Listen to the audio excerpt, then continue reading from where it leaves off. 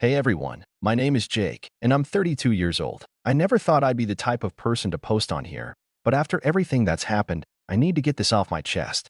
Maybe writing it all out will help me process it, or at least give someone else a warning about how manipulative family can be. For most of my adult life, I've been the responsible one in my family. Not by choice, mind you. I was just always the one expected to step up, to help out, to be understanding when things didn't go my way. My parents, Mark and Linda, have always been a little, let's just say, entitled. Growing up, they made it clear that I was the reliable one, the one they could lean on. Meanwhile, my younger sister, Emily, was the golden child. She could do no wrong in their eyes. If she wanted something, she got it. If she made a mistake, they found a way to excuse it. And if I ever dared to complain, I was being jealous or selfish. This dynamic followed us well into adulthood. My parents never outright said Emily was their favorite, but their actions spoke louder than words. While I had to work part-time jobs through college and take out student loans, my parents covered all of Emily's tuition. When I saved up for my first car, they suddenly found money to buy Emily a brand new one for her 18th birthday. Little things like that.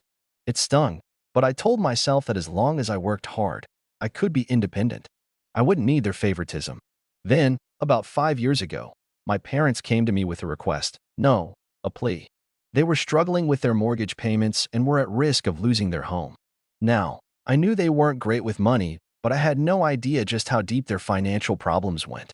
They sat me down, looking as pitiful as possible, telling me how they had nowhere else to turn.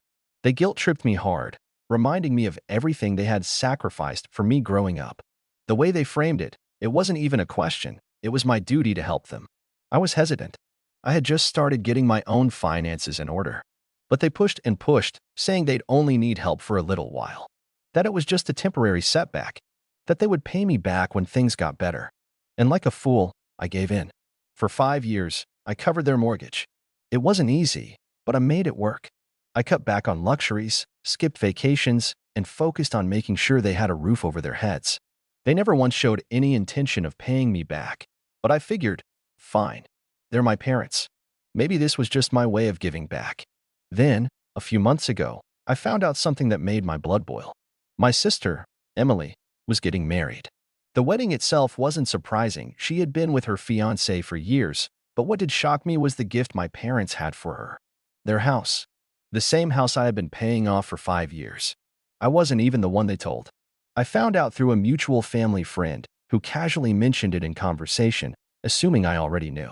When I confronted my parents, they had the nerve to act like I was overreacting. "You're doing well for yourself," my mom said, brushing it off. "You don't even need the house." My dad chimed in, "Emily's starting a family now. She needs stability." As if I hadn't spent half a decade ensuring their stability. As if I hadn't put my own financial goals on hold to keep that house from being foreclosed on. And Emily? She had the audacity to smirk and say, "Come on, Jake. Don't be so dramatic. It's just a house. Just a house." I was so angry I couldn't even think straight. I told them I was done. Done being their safety net. Done cleaning up their financial messes. Done letting them walk all over me. I wasn't going to support them anymore. And then I left, ignoring their protests. I thought that was the end of it. I thought they would at least have some shame, some realization that they had gone too far. But no. 2 months later, they came knocking at my door, literally. After handing the house over to Emily, they apparently expected to move in with me. They showed up at my apartment one evening with suitcases in hand, acting like it was the most natural thing in the world. Like I should have been expecting them. "We figured we'd stay here for a while," my dad said, already stepping inside. I was still too stunned to respond when my mom added, "Just until we get back on our feet." I snapped out of it. "You what?" "We don't have the house anymore," my mom said as if I didn't already know. "We thought," "No," I cut her off. "Absolutely not." They looked genuinely shocked. "What do you mean?" "No," my dad asked, as if the concept was foreign to him. "I mean you're not moving in with me. Ever." Their shock turned to anger instantly. "After everything we've done for you," my mom demanded. "Done for me?" I laughed, but there was no humor in it. "You mean, like, letting me pay your mortgage for 5 years just so you could give the house to Emily?" "Jake, you're being ridiculous," Emily suddenly chimed in.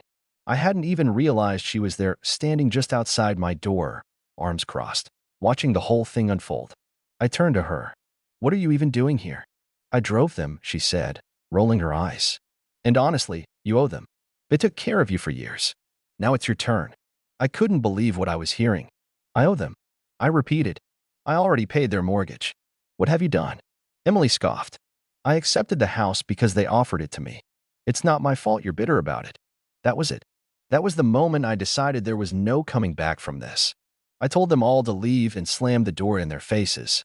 They banged on it for a while, yelling about how I was ungrateful, selfish, cruel. But I didn't care. I was done. A week passed, and I was finally starting to feel like things had settled down. My parents hadn't tried to contact me again, and Emily, thankfully, hadn't sent me any passive-aggressive text about how families should support each other. Then, one evening, I got a knock at my door.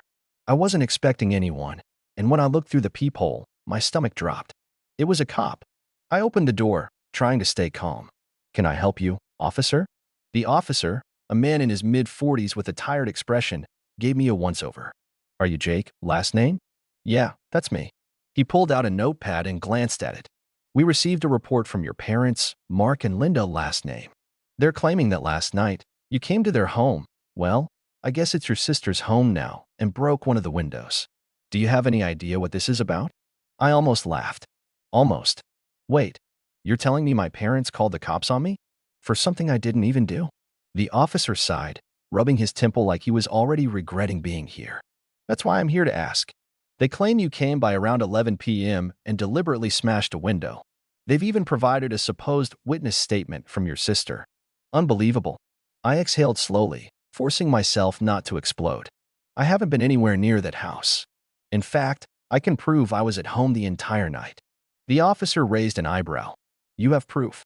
I pulled out my phone and opened my security camera app. I had installed cameras outside my apartment door months ago after a neighbor had their package stolen. Lucky for me, the system automatically recorded footage whenever there was movement.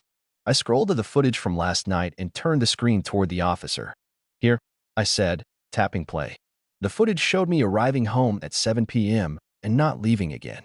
The camera had a clear view of my front door, and no one had come or gone after that. I even had timestamped footage of me stepping out onto my balcony around 11:15 p.m., the exact time they were claiming I was vandalizing the house miles away. The officer watched for a few seconds, then nodded. "All right, that's pretty solid. Do you have any texts or calls from them yesterday?" I scrolled through my messages and showed him the complete lack of communication. No texts, no calls. I didn't even think about them yesterday. I folded my arms. "They're lying." The officer let out a slow breath and closed his notepad. "All right, I figured something wasn't adding up. Your sister said she saw you, but this footage makes that impossible." I scoffed. "Of course she did." He gave me a sympathetic look. "Look, I'll go back and talk to them, but I'll be honest with you. Filing a false police report is a serious offense. If they push this, it could backfire on them." I shrugged. "Their problem, not mine." The officer nodded. "I'll let you know if anything else comes up. Sorry for the trouble." After he left, I sat down and let out a long breath. They had actually tried to frame me, my own family, and they weren't done yet. Because 2 days later, I got another call. And this time, it was worse. I was at work when my phone rang. It was an unknown number. I normally ignored those, but something told me to pick up. "Hello, Jake," a professional voice asked. "Yes, who's this?" "This is Officer Reynolds from the local department. I was hoping you could come down to the station. It's regarding your parents, Mark and Linda." I frowned. "What's going on?" There was a pause. "It would be better if we discussed it in person." That was never a good sign. I left work early and went straight to the station. When I arrived, Officer Reynolds led me into a small room. He sat across from me, a file in his hands. "We looked into the vandalism report your parents filed against you," he began. I nodded. "And?" He exhaled. "It's not looking good for them." I raised an eyebrow. "Meaning?" Officer Reynolds leaned forward. "The window wasn't broken from the outside. It was broken from the inside." I blinked. "What?" He nodded. "We had an officer go back and examine the damage. The glass fell inward, not outward. Meaning whoever broke it was inside the house when it happened." I let that sink in. "You're telling me they broke their own window?" He didn't answer that directly. "What I am saying is that your parents' story doesn't line up. Not only that, but the neighbor's security camera caught something interesting." He pulled out a laptop and turned the screen toward me. It was a grainy video from across the street, angled toward the front of my sister's house. The footage was timestamped at 11:02 p.m. It showed my mother standing by the window. Then, suddenly, she swung something, a bat? A crowbar? It was hard to tell. The glass shattered, and she jumped back. My father appeared a moment later, waving his arms like he was yelling at her. Then they both hurried inside. I stared at the screen. I had no words. Officer Reynolds shut the laptop. Given this footage and the fact that your alibi is airtight, we have enough to charge them with filing a false police report. I ran a hand down my face. Are you seriously telling me my own parents tried to get me arrested over a broken window they destroyed? It looks that way, he said grimly. The question now is, do you want to press charges? I froze. This was it. The moment they had pushed me to. They had thrown everything at me: guilt, manipulation, false police reports. They had stolen from me, used me, and when I finally said no, they tried to ruin me. And now, I had the power to turn the tables. I exhaled. What happens if I do? Officer Reynolds clasped his hands together. Filing a false report is a misdemeanor, but because they implicated you in a criminal act, it could be bumped to a more serious charge. They could face fines or even jail time. Jail. For my parents. A part of me hesitated. No matter how awful they had been, this was serious. But another part of me, the part that remembered every manipulation, every time they had made me feel like I was just their personal ATM, felt nothing. I sat there for a moment, letting the weight of my decision settle in. Pressing charges against my own parents? A few years ago, I wouldn't have even entertained the idea. But now, after everything they had done, after they tried to frame me for a crime just because I refused to let them take advantage of me again? No, I wasn't about to let this slide. I looked Officer Reynolds in the eye. I want to press charges. He nodded, like he had expected that answer. All right, I'll start the paperwork. Given the evidence, this should be a straightforward case. Since they knowingly filed a false report against you, and we have video proof, they could be looking at some real consequences. He paused. You sure about this? I let out a slow breath. They made their choice. I'm making mine. Officer Reynolds got to work, and I signed the necessary paperwork. I left the station feeling a strange mixture of emotions: relief, anger, even a bit of sadness. But I knew one thing. I wasn't going to be their scapegoat anymore. 2 days later, I got a text from Emily. What did you do? I didn't even bother replying. I figured I'd hear from someone else soon enough. And sure enough, that evening, my phone rang. My mother. I let it go to voicemail. 30 seconds later, my father called. Ignored. Then Emily again. I finally turned my phone off. The next morning, Officer Reynolds called. Your parents have been officially charged. They'll be given a court date soon. We'll keep you updated. I thanked him and hung up, feeling a cold satisfaction settle in. Later that day, there was a knock on my door. I knew who it was before I even opened it. Standing outside was Emily. She looked furious. How could you? She hissed, pushing past me into the apartment. They're our parents, Jake. You really called the cops on them. I folded my arms. No, they called the cops on me. I just made sure the truth came out. She scoffed. Oh, come on. So they made a mistake, a mistake? I cut in, my voice rising. Emily, they tried to get me arrested. They made a false report to the police, lied, and even broke their own window just to frame me. That's not a mistake. That's insanity. She crossed her arms, glaring. You could have just let it go. I laughed bitterly. Oh, like I let it go when they made me pay their mortgage for 5 years? Or when they gave our childhood home to you without even telling me? Or when they demanded to move into my home right after? At what point, Emily, do I get to stop letting it go? She faltered, but her stubbornness kicked in. They're facing charges, Jake. Do you know what this could do to them? If they get a record, it could ruin their retirement, their credit, everything. They're our family. I shook my head. No, Emily. Your family. They made it very clear I don't count. I was just the one who was supposed to pay for everything. The only time they even acknowledged me was when they wanted something. She looked away, biting her lip. I could see the gears turning in her head, the conflict bubbling under the surface. She knew I was right. But she was too deep in their favoritism, too invested in the role they had given her, the golden child, to admit it. She sighed dramatically. So that's it? You're just going to ruin their lives over this? No, they ruined their own lives. I'm just not saving them this time. She scoffed, shaking her head. I hope you're happy. With that, she stormed out. I didn't hear from her again for a while. But I did hear from my parents. They were furious.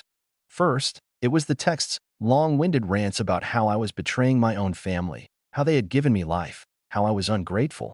Then the voicemails, my mother sobbing, my father shouting, alternating between guilt-tripping and outright threatening me. I ignored them all. A week later, I got an update from Officer Reynolds. "Your parents made a deal with the DA," he told me. "They admitted to filing the false report in exchange for lesser charges. No jail time, but they'll have to pay fines and court fees." I smirked. "How much?" He gave me the number. It was a lot, enough that it would hit them hard. But the best part? Since the false report was now officially on record, if they ever tried to pull something like this again, the consequences would be much worse. I thanked him and hung up, feeling something I hadn't felt in a long time: freedom. They had spent years treating me like an ATM, like someone who existed solely to serve them. And when I finally said no, they tried to destroy me. But in the end, they only destroyed themselves. Emily still refused to talk to me. I heard through the grapevine that my parents were struggling to cover the fines and were trying to guilt distant relatives into helping them. But this time, no one was buying their sob story. A few months passed, and for the first time in years, I felt like I could finally breathe. No more guilt-tripping phone calls. No more entitled demands. No more feeling like I owed them something just because we were family. My parents had stopped reaching out, probably because they realized I wasn't going to budge. Emily had gone silent too. At first, I thought it was just her being stubborn, but a part of me suspected that she was secretly ashamed that she had sided with them, ashamed that she had benefited from their favoritism, and maybe even ashamed that deep down, she knew I was right. Then, out of nowhere, she showed up at my door. I almost didn't answer, but curiosity got the better of me. When I opened the door, she stood there with her arms crossed, looking exhausted. "Can we talk?" I sighed. "Depends. Is this another attempt to make me feel bad for not letting our parents walk all over me?" She shook her head. "No, I just wanted to see how you're doing." That caught me off guard. "I'm fine." She hesitated, like she wanted to say more, but didn't know how. Eventually, she sighed. "They're struggling, you know." I laughed dryly. "Yeah, that tends to happen when you commit crimes and get caught." She flinched. "They're still our parents, Jake." I leaned against the doorframe. "Are they?" She frowned. "What's that supposed to mean?" I exhaled, suddenly tired. Parents are supposed to love their kids. Protect them. Support them. Not treat them like a walking paycheck and then throw them under the bus the second they stop giving. "So you tell me, Emily, do you think they've acted like parents?" She looked away. "I don't know." I nodded. "Yeah, that's what I thought." For a moment, we stood there in silence. Then she looked back up at me. "They're selling the house." I raised an eyebrow. "The house they gave you?" She nodded stiffly. "They're broke. They can't afford the fines, and Mom had to quit her job because of the stress. They're asking for help." I snorted. "And let me guess, they expect me to swoop in and fix everything?" She didn't answer, which told me everything. I shook my head. "No." Emily's eyes widened. "Jake, no." I repeated, my voice firm. "They did this to themselves. They chose this. I'm not going to spend another second, or another dime, cleaning up their mess." She exhaled sharply, running a hand through her hair. "I knew you'd say that. Then why did you come?" She hesitated. "Because I thought, maybe, just maybe, you'd still care." I studied her for a long moment. "I do care, Emily. I care about myself. For once in my life, I'm putting myself first. And if you can't understand that, then maybe we really don't have anything left to talk about." She clenched her jaw, then turned on her heel. "Goodbye, Jake." I didn't stop her. I just watched as she walked away. And that was it. That was the last time I saw any of them. A few weeks later, I heard from a mutual acquaintance that my parents had officially lost the house. The same house I had spent years paying for. The same house they had handed over to Emily without a second thought. Now it was gone. And the kicker? Emily ended up moving back in with them. She had nowhere else to go. The golden child, the favorite, stuck in a tiny rental with the very people who had ruined their own lives. Me? I thrived. With the weight of my family's expectations off my shoulders, I finally focused on myself. My career flourished. I traveled. I made new friends. And for the first time in my life, I felt free. Looking back, I don't regret anything. They had every opportunity to do the right thing, to be better people. They chose greed. They chose to manipulate me. They chose to throw me under the bus when I finally stood up for myself. And in the end, karma did what it does best. So, Reddit, what do you think? Did I go too far? Or did they finally get what they deserved? Let me know.